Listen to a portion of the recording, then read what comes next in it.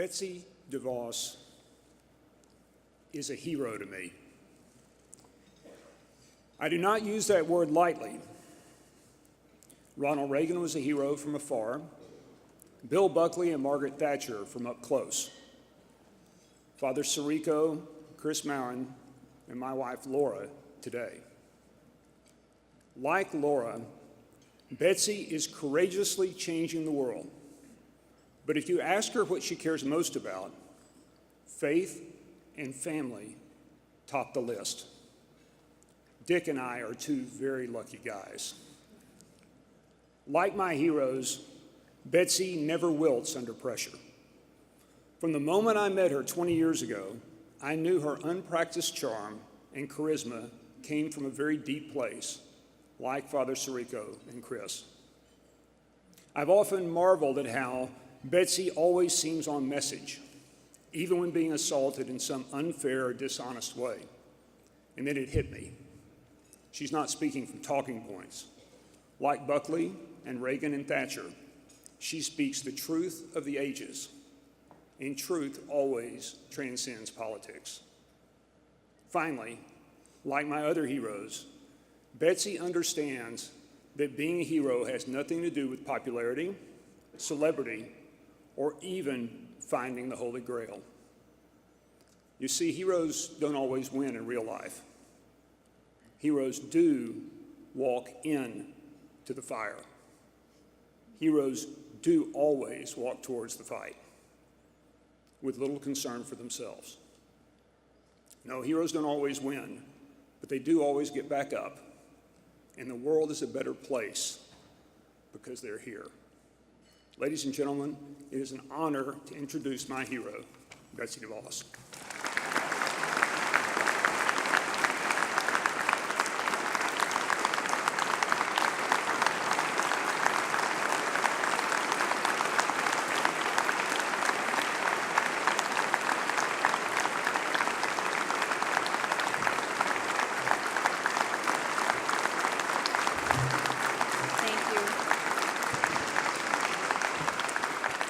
Everyone. Jeff, thank you for that very, very kind and generous introduction. Let me just begin by thanking all of you as well for allowing me the opportunity to speak with you now before dinner. Chris mentioned unforeseen circumstances. We have a medical emergency in my husband's family, and I need to leave as soon as I'm finished giving my remarks. So I hope that you will have a great rest of the evening, and thank you so much for allowing me to speak at this time, because I know I'm the only thing standing between you and dinner. So it's really good to be home with family and so many friends. Jeff and I met probably 20-some years ago when we served together on Acton's board. It was a long time ago. Since then, Acton has emerged as the world's leading think tank on the intersection of markets and morality. And since then, Jeff, among your many endeavors, your Acton Academy is rethinking school in more ways than one. I'm happy to say that our oldest daughter, Clara, is at an Acton Academy here in Grand Rapids called Journey, and she is loving it as a first grader. I also want to thank Chris and Father Robert for your leadership of this institute. Thank you for the invaluable ways in which you help us think about a number of issues in public life. Father, you're a voice to be reckoned with, and I know that it will echo in the American public square for countless future generations. I still remember, Father, when we first met. It was 1990, and you were new to Grand Rapids. Dick and I have always been struck by how you made the concerted effort to connect with people in your new community. Since then, you've been a rock for my family in times of joy and sorrow, and I cherish our friendship. Much of the world knows Father Robert as a formidable public intellectual, but many here in Grand Rapids know him as their pastor. It makes one wonder when he has a chance to sleep. Well, some of that same dynamic exists at the Acton Institute as well. While the Institute is one with significant international footprint, it's an important and engaged part of the Grand Rapids community. Lord Acton, the Institute's namesake, once observed that towns were the nursery of freedom. He was right then, and he is right today. Communities like Grand Rapids are still nurseries of freedom. But for too long, too many politicians in Washington have tried to tax those nurseries right out of business. President Trump's proposal to provide relief for communities and families hit hard by high taxation and heavy regulation will help get family incomes and local economies growing again. Taxes should be simpler, fairer, flatter, and lower. President Trump's proposal focuses on helping provide hardworking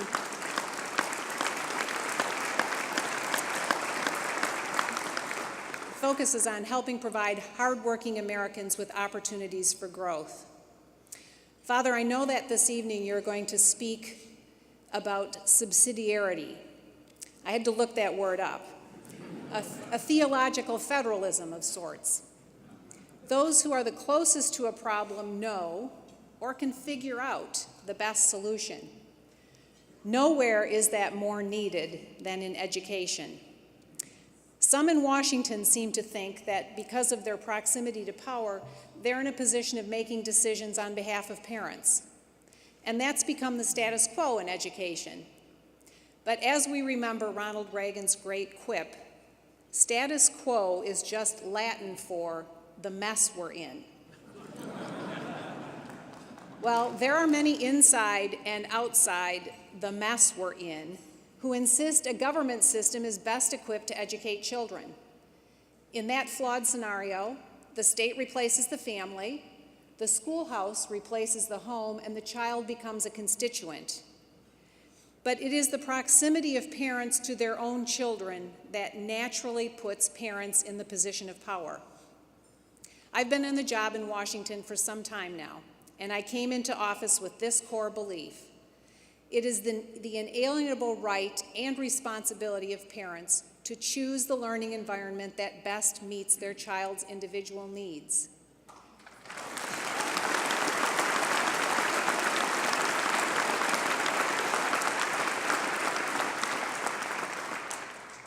Because it's simple. I trust parents. Parents make tough, defining decisions every day. Let's paint the picture this way. Parents choose a name for their child. Parents choose what kind of diapers to buy. And wipes. So many wipes. Parents choose clothes, cribs, blankets, car seats, and strollers. Parents choose meals, beverages, snacks. Parents choose daycares, preschools, and babysitters. Parents choose pediatricians. And they choose, well, we could go on literally forever. But after making all those important decisions, choices that shape and mold who the child will become, parents are suddenly told they no longer have a choice. We've got it from here, the government says. We will choose what school your child may attend.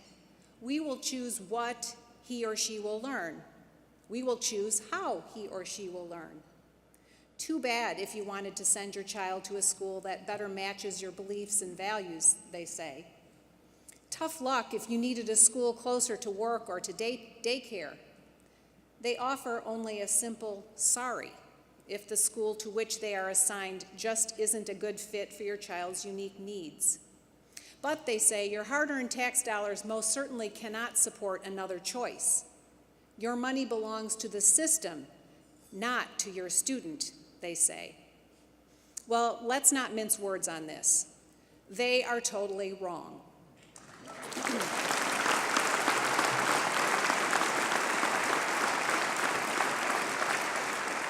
Parents do deserve choices. Our children do deserve a better education.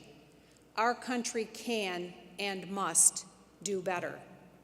Parents want better because there are too many kids trapped in a school that doesn't meet their needs. Students are trapped because so-called education experts are trapped in an outdated education model. Horace Mann, John Dewey, and their theories loom large in this outdated model. They essentially viewed the family as an impediment to education and the building of society. Their ideas succeeded in turning the classroom into a de facto assembly line to to match the economic, social, and political needs of the day. But Russell Kirk, Michigan's own, believed in the primacy of the family, as does his widow Annette, who is with us tonight. Kirk pointed out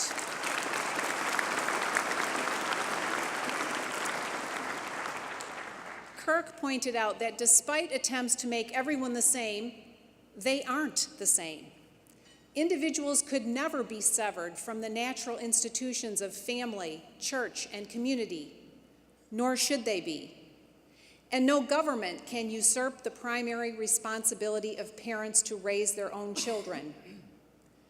Kirk wrote that, and I quote, "A nation is no stronger than the numerous little communities of which it is composed," end quote. A central body of bureaucrats, he rightly pointed out, cannot and should not do for people what they can do for themselves. Russell Kirk was right then, and he's still right today. Mann's and Dewey's flawed theories won the debate in their time, but they were and are wrong and manipulative. Children are not widgets to be engineered. They are persons, each born with an innate creativity that should be unleashed to explore and enhance the world.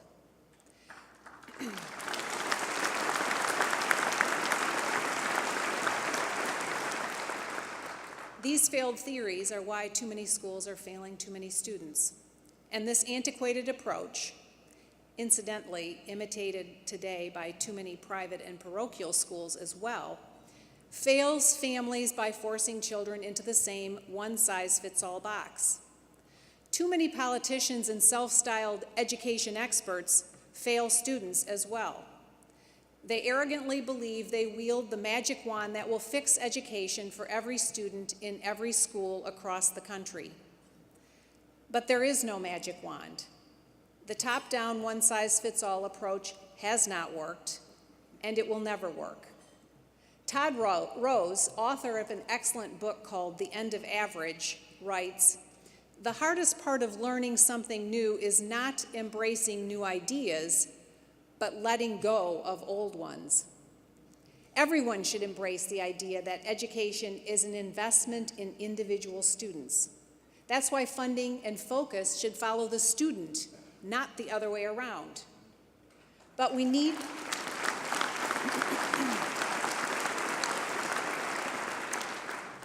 to let go of old definitions which have become tools that divide us.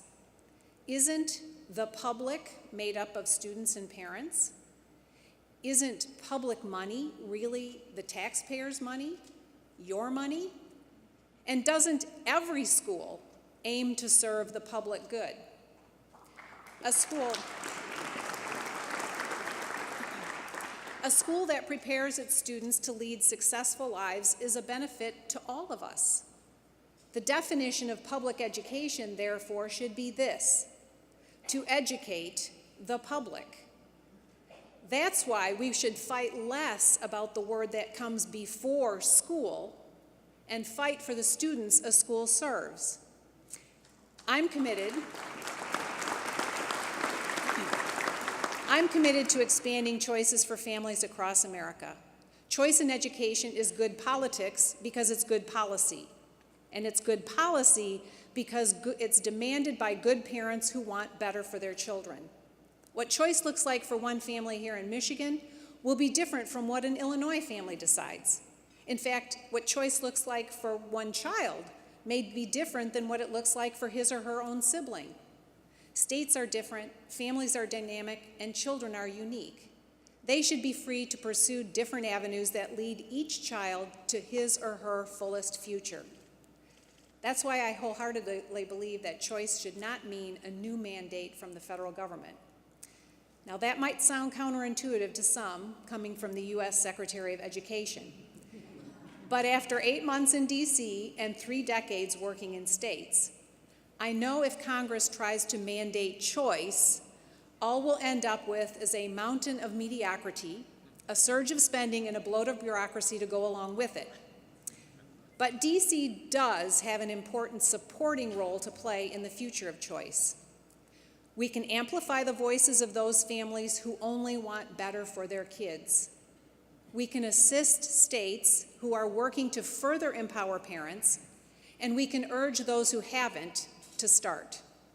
Today, 26 states in the District of Columbia offer more than 50 different private school choice programs.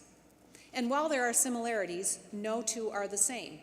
Different states, different needs, different students, different solutions. True choice is about states facilitating a family's responsibility to shape its own future. Recently, I toured the heartland of our country to visit learning environments where parents, teachers, and students are doing just that.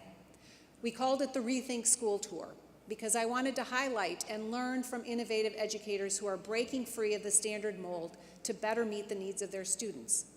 And just last week, I was inspired on a visit to McMinnville High School in Oregon, where they've implemented an individualized learning platform in their classrooms.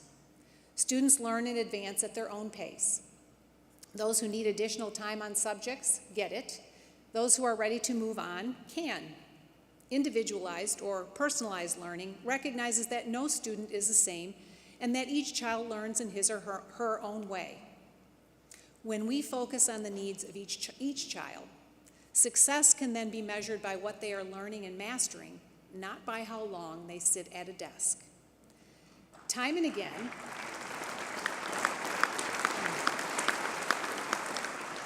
again, studies have shown that more options, more choices yield better results for all students.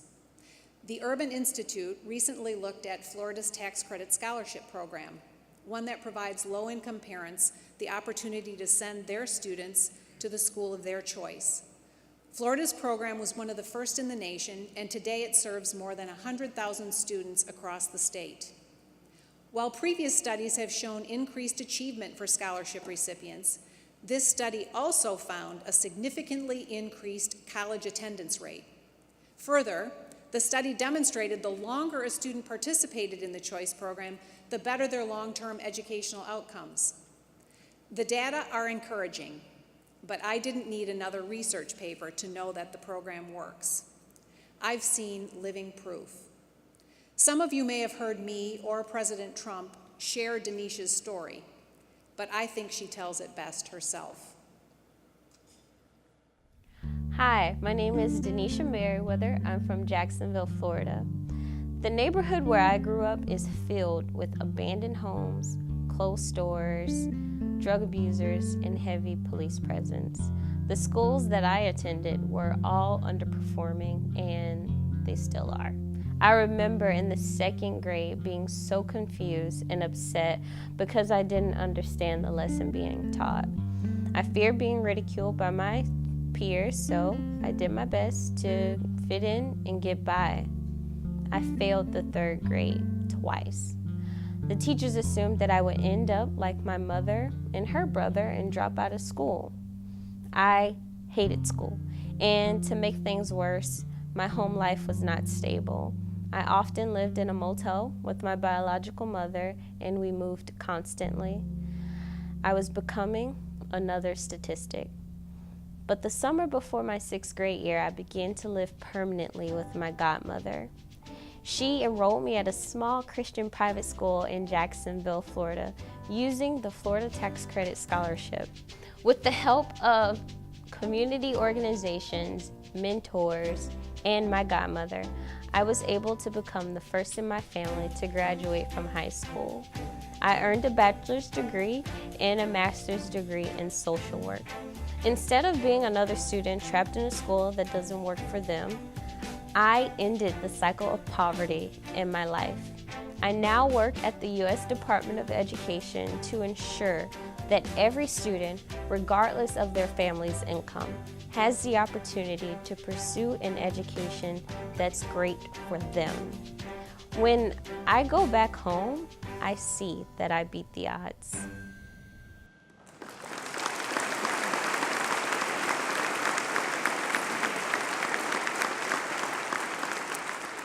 Who can argue with Denisha's story? Who could look her in the eye and tell her she didn't deserve a choice? Every American student deserves the options that she had. and every American student deserves to be excited about learning. There are some great public schools in Grand Rapids. There are great charter schools, parochial schools, private schools, even a museum school and an aviation-focused school. We could go on. And yet, even here, after years of dedicated focus, there are still too many kids in neighborhoods on both sides of the river who don't have a good option. They are why our work is never done. There is no finish line. There is no good enough when it comes to our children. We must challenge all schools to do better, because even the best school in America needs to continue to improve. I acknowledge change can be scary, particularly for sycophants of the system, but we owe it to our children to be fearless. We owe it to them to be undeterred by the loud voices who protect what is. Instead of dividing the public when it comes to education, the focus should be on the ends, not the means. Adults should stop fighting over students and start fighting for students.